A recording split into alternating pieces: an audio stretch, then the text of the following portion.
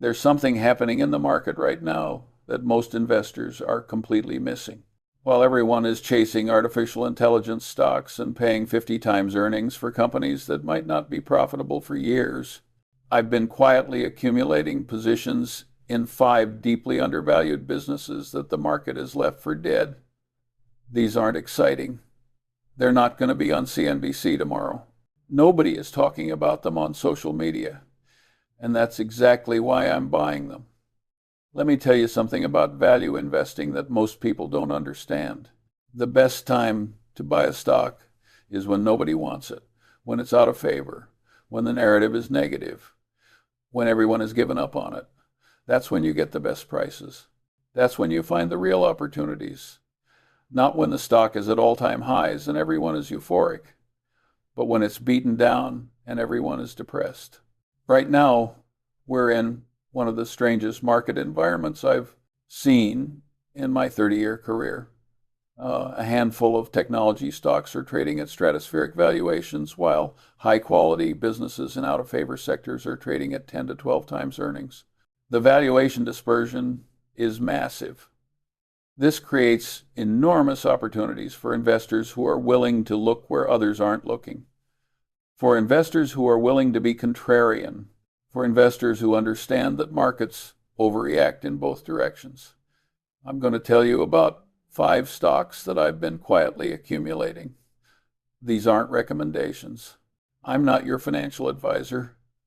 I'm telling you what I'm doing with my own capital, and I'm telling you why I believe these businesses are dramatically undervalued and represent exceptional risk-reward opportunities over the next 3 to 5 years. You can do your own research and make your own decisions. But pay attention, because opportunities like these don't come around often. The first stock I've been buying is Citigroup. Yes, the bank that everyone has given up on. The bank that trades at 60% of tangible book value. The bank that the market assumes is going to zero. Let me tell you why the market is wrong and why I've been aggressively buying shares. Citigroup has been a disaster for the past 15 years. I'm not going to sugarcoat it. They nearly failed during the financial crisis. They've had multiple CEOs who couldn't turn the business around. They've had regulatory problems. They've had technology problems. They've had execution problems. The stock has gone nowhere for over a decade, while competitors like JP Morgan have tripled. I understand why investors hate it. I understand why the narrative is negative. But here's what's changed. They have a new CEO, Jane Fraser, who is actually fixing the business. She's been there for 3 years now, and she's making real progress. She's simplifying the business. She's sold the consumer businesses in 13 countries. She's investing billions in technology and risk management. She's reducing expenses. She's improving capital returns. For the first time in 15 years, Citigroup has a credible plan to become a high-performing bank. Now let's talk about valuation. Citigroup has $600 billion in deposits. They have $2 trillion in assets. They generate about $60 billion in annual revenue, and the market values the entire business at around $90 billion. That's insane. JP Morgan is valued at over $500 billion. Bank of America is valued at over $300 billion. Wells Fargo is valued at almost $200 billion. And Citigroup, which has similar scale and better international presence, is valued at $90 billion. The market is giving them zero credit for their franchise value. The tangible book value per share is around $85. The stock trades around $50. That's a 40% discount to book value. When is the last time you could buy a large, systemically important bank at a 40% discount to book value? Never, because it doesn't happen unless the market thinks the bank is going to fail. And Citigroup is not going to fail. They have $300 billion in liquidity. They have a 12% common equity tier 1 ratio. They're incredibly well capitalized. They could absorb massive losses and still be fine. Here's my thesis. over the next 3 to 5 years, as Fraser continues to execute on her plan, as the business simplifies, as expenses come down, as returns improve, the market will re-rate this stock.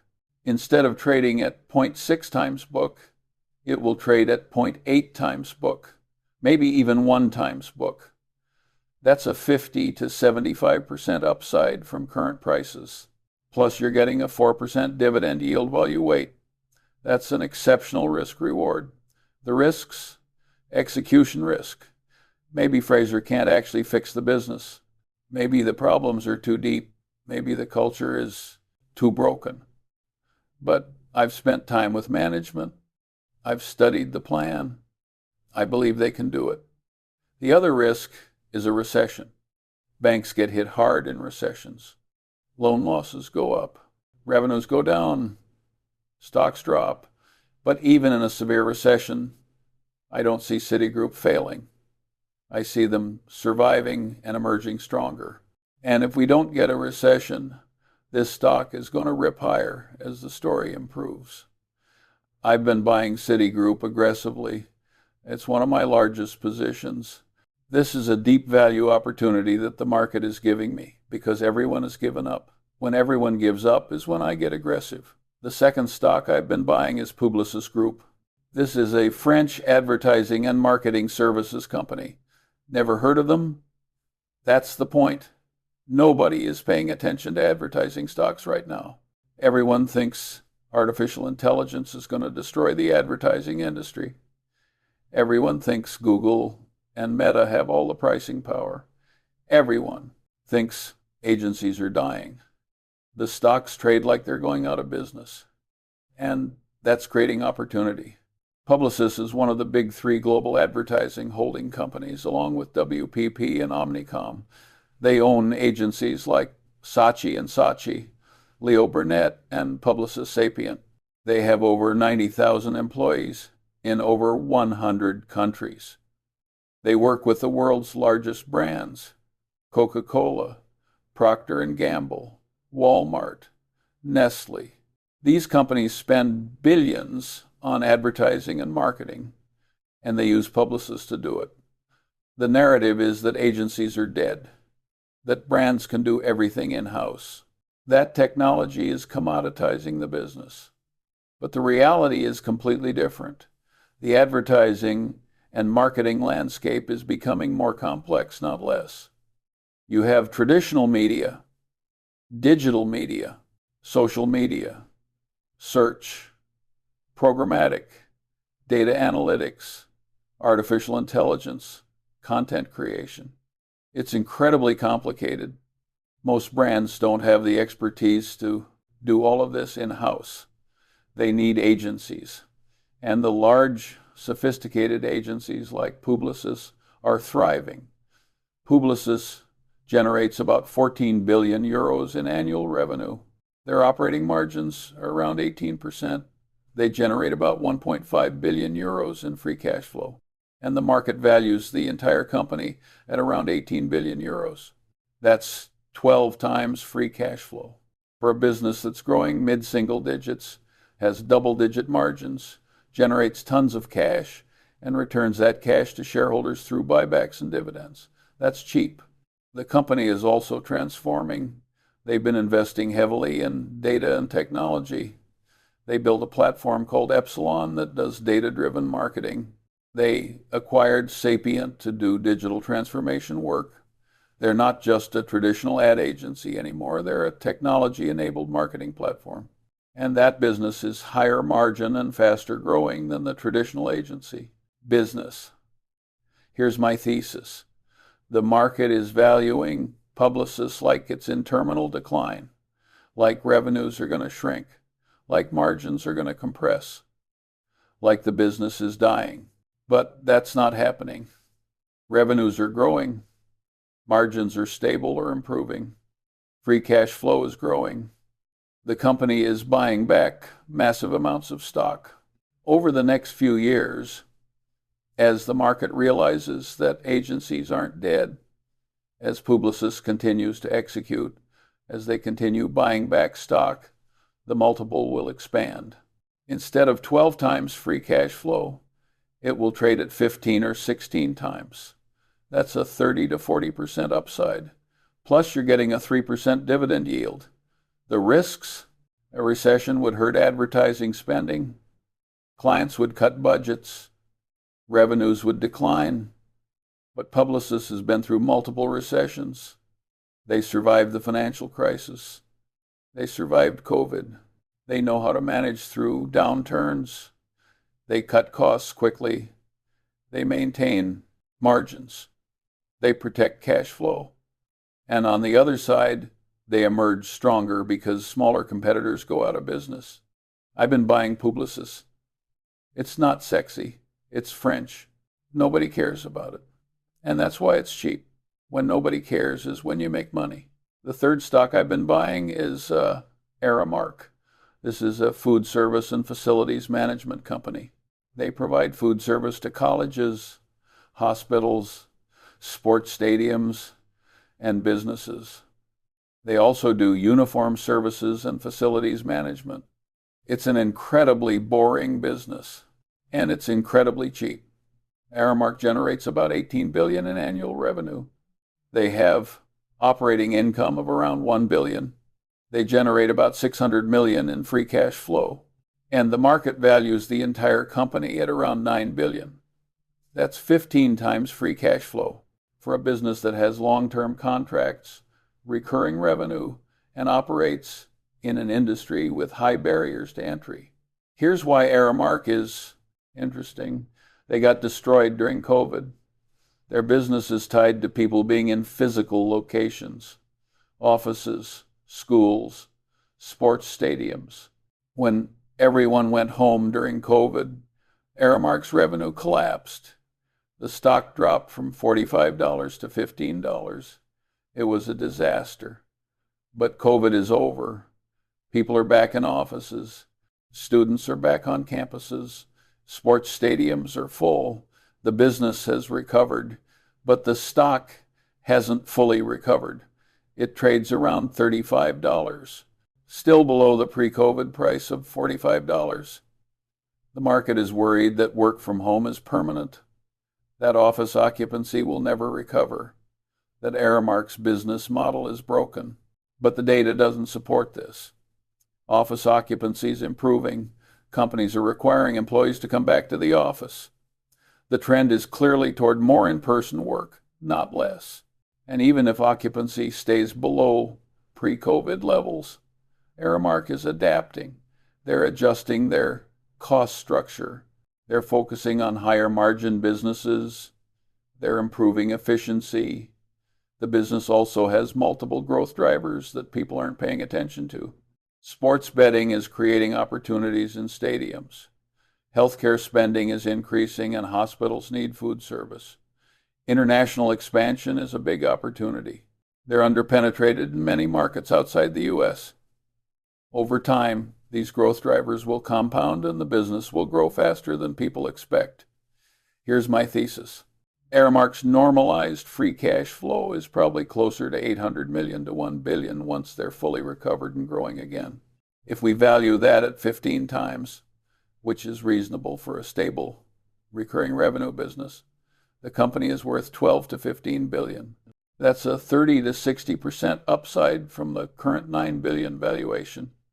And they're using their cash flow to pay down debt and buy back stock, which will accelerate the per share value creation. The risks: a recession would hurt their business.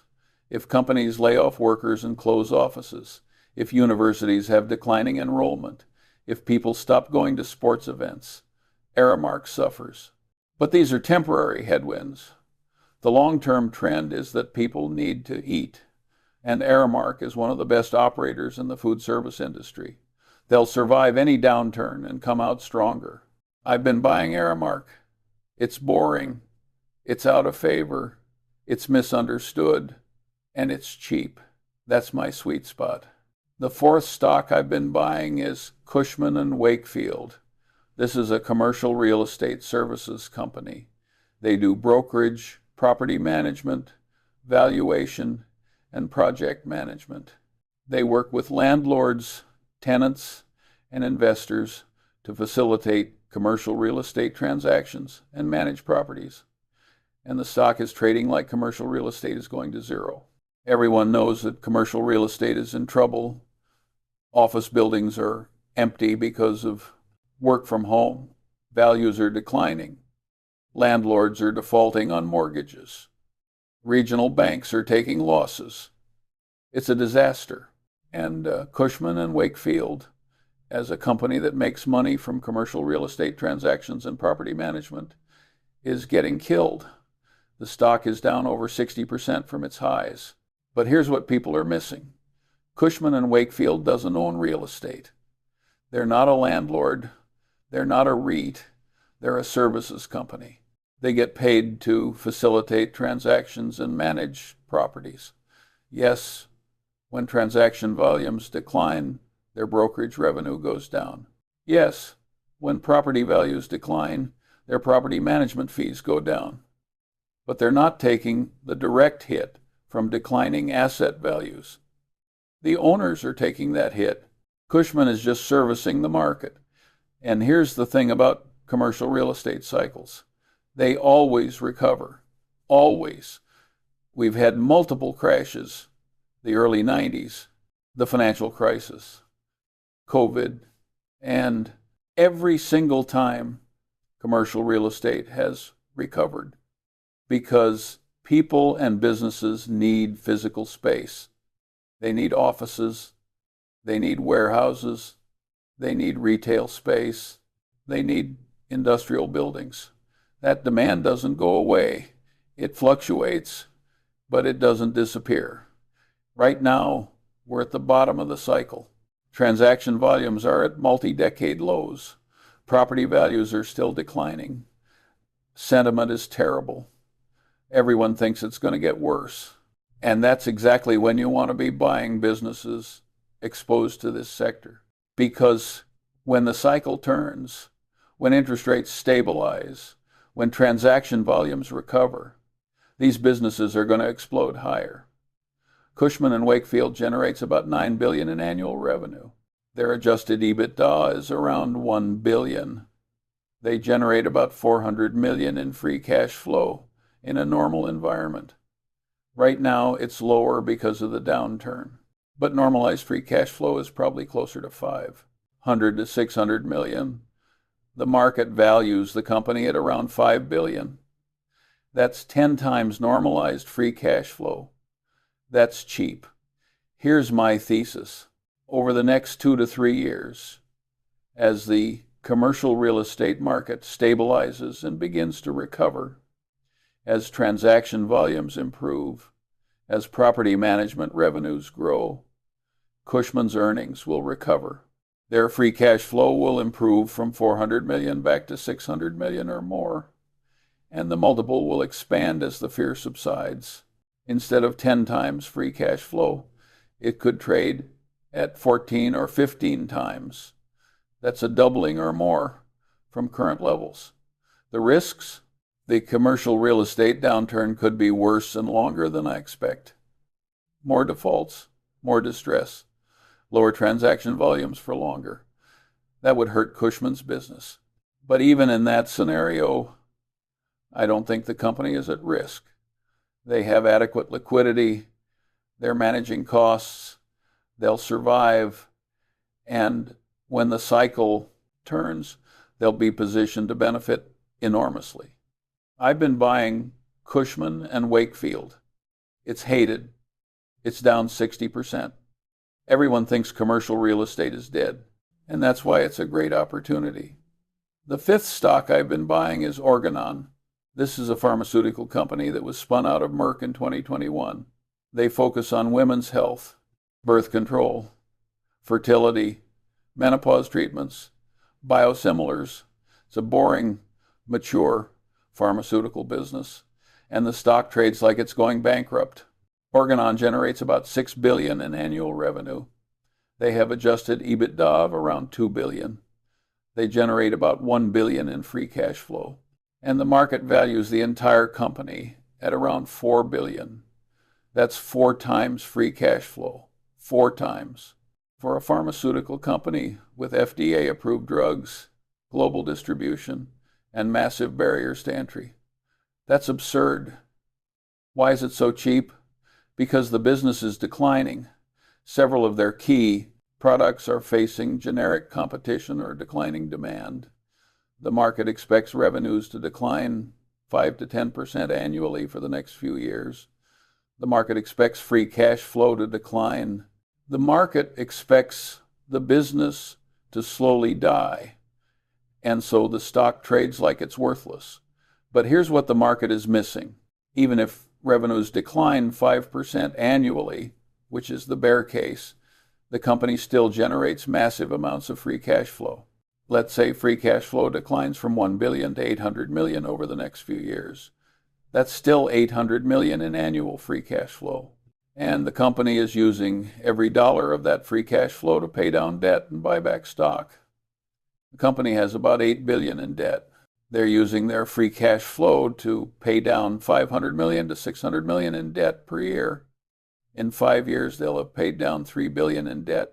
That will significantly reduce their interest expense, which will increase their free cash flow. It's a virtuous cycle.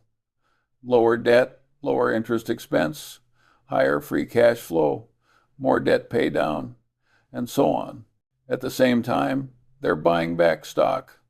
The share count is declining. So even if total free cash flow stays flat or declines slightly, free cash flow per share is growing because there are fewer shares outstanding. This is basic math that the market is ignoring. Here's my thesis. In 3 to 5 years, Organon will have paid down massive amounts of debt. Their balance sheet will be much healthier. Their interest expense will be much lower. Their free cash flow will be stable or growing on a per share basis. And the market will re-rate the stock. Instead of 4 times free cash flow, it will trade at 7 or 8 times. That's a doubling from current levels. Plus, you're getting a high single-digit dividend yield while you wait. The risks: the business could decline faster than expected. New competition, pricing pressure, regulatory issues. If revenues collapse instead of declining slowly, the thesis breaks. But I've studied the product portfolio. I've talked to management. I think the decline will be gradual and manageable. And even in a worst-case scenario, the company has enough cash flow to service the debt and return capital to shareholders. I've been buying Organon. It's a declining pharmaceutical business that nobody wants. And that's exactly why it's interesting. The market has priced in Armageddon, and Armageddon isn't happening. So there you have it. 5 stocks that I've been quietly buying: Citigroup, Publicis Group, Aramark, Cushman, and Wakefield. Organon. These are not glamorous businesses. They're not going to be featured on CNBC. They're not going to triple in 6 months. But they're deeply undervalued. They're trading at valuations that don't make sense. They're being ignored by the market. And that's creating opportunity. Why am I buying these instead of artificial intelligence? Stocks or technology stocks or whatever is hot right now because I'm a value investor. I buy dollars for 50 cents. I buy businesses that are out of favor and wait for the market to recognize their value. I don't chase momentum. I don't pay 50 times earnings for growth that might not materialize. I buy cheap stocks and I'm patient. The key to value investing is being comfortable being uncomfortable. These stocks are cheap for a reason. The narratives are negative. The sentiment is terrible. Most investors are selling, not buying. If you buy these stocks, you're going to feel stupid for a while. They might go down before they go up. You might have to wait years for the thesis to play out. That's the nature of value investing. It requires patience. It requires conviction. It requires the ability to think independently. But here's what I know from 30 years of doing this. The best returns come from buying what nobody wants and holding until everyone wants it. That's how you make real money. Not by chasing what's popular, but by buying what's hated. These 5 stocks are hated. and that's why I'm buying them. You should do your own research. You should understand these businesses. You should make your own decisions, but pay attention to what I'm doing, because when a professional investor with a 30-year track record is aggressively buying stocks that the market has left for dead, there's usually a reason. There's usually an opportunity that others are missing. And right now, these 5 stocks represent some of the best risk-reward opportunities I've seen in years. The market is giving me gifts. Citigroup at 60% of book value. Organon at 4 times free cash flow. Cushman & Wakefield down 60% from its highs. These are gifts, and I'm taking them. I'm buying aggressively. I'm building large positions, and I'm waiting for the market to come to its senses. Will I be right? I don't know. I'm not perfect. I make mistakes. Some of these might not work out, but I've done the work. I understand the businesses. I understand the valuations. I understand the catalysts. And I believe that over the next 3 to 5 years, these stocks will generate substantial returns. Not because I'm smart, but because I'm buying value when everyone else is chasing growth. Because I'm being contrarian when everyone else is following the herd. Because I'm thinking long term when everyone else is thinking short term. That's why I'm quietly buying these 5 value stocks. And that's why you should pay attention. Because opportunities like these don't last forever. Eventually, the market will recognize the value. Eventually, sentiment will improve. Eventually, these stocks will rip higher. And when they do, it'll be too late to buy. The opportunity is now, while everyone is looking the other way, while nobody cares, while the stocks are cheap. That's when you act. That's when you build positions. That's when you make money. Now go do your homework and decide if these opportunities make sense for you.